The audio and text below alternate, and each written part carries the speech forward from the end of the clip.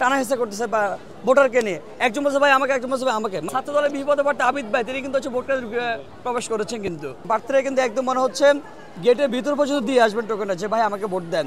নির্বাচন commission set করেছে 100 মিটারের মধ্যে কোনো টোকেন কিংবা কোনো স্লিপ দেওয়া যাবে না। আমরা দেখেছি কিন্তু সেখানে প্রত্যেকটা ছাত্র সংগঠনের নেতা কর্মীরাই কিন্তু কিংবা যারা প্রার্থী আছেন প্রার্থীরা কিন্তু একদম মনে হচ্ছে গেটের ভিতর পর্যন্ত দিয়ে আসবেন টোকেনটা যে ভাই আমাকে ভোট দেন। এতে করে যারা ভোটার আছে তারা বিড়ম্বনার শিকার হচ্ছেন। আমরা বারবার করে নির্বাচন কমিশনের কাছে আমরা বারবার করে সেই বিষয়ে কনসার্ন জানাচ্ছি, আমরা ফোন দিচ্ছি, তারা আমাদের ফোন রেসপন্স করতেছে না কোনোভাবে।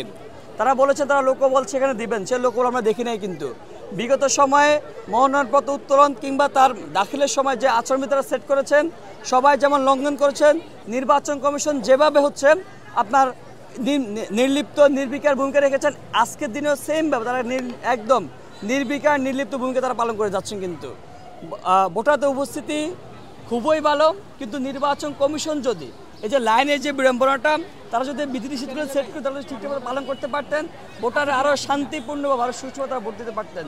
তো এই জায়গা থেকে আমরা মনে করছি ভোটার আসতেছেন, এটা অবশ্যই একটা আশা জায়গা নিয়ে দিক। এত বছর পর ডাকসু হচ্ছে, আমাদের মনে হচ্ছে ভোটাররা তাদের যোগ্য প্রার্থী তারা নিজেই নির্বাচন করবেন। ছাত্র দলের বিপদে পড়তে আবিদ ভাই তিনি কিন্তু হচ্ছে ভোটটা প্রবেশ করেছেন। কিন্তু তো এটা নিয়ে হচ্ছে আমরা বারবার করে কনসার্ন জানাচ্ছি, কিন্তু নির্বাচন কমিশন কোনো বিষয়টা আমলে নেন না, এখন পর্যন্ত কোনো ব্যবস্থা নেন নাই।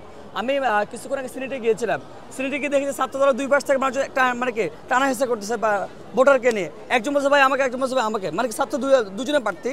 তো এই যে বিষয়টা আমি সাথে সাথে আমাদের রাব্বানি স্যার ওনাকে ফোন দিলাম, বললাম স্যার এই অবস্থা। উনি বললেন যে না আমি দেখছি সব শান্ত। আমি বললাম স্যার আমি নিজে দাঁড়াইছি এখানে, তারপর উনি কোনো কথা বলেন নাই। কিন্তু তো এই যে পরিস্থিতি, তারা দায় এড়ানোর যে পরিস্থিতি, এটা আসলে আশঙ্কাজনক। মানুষজন এত কষ্টের মধ্যে, এত রোদের মধ্যে, ব্যবসা গরমের মধ্যে তারা ভোট দিতে তারা এসেছেন, কিন্তু এসে যদি এমন বিড়ম্বনার শিকার হয় তাহলে আর কিছু বলার থাকে না। কিন্তু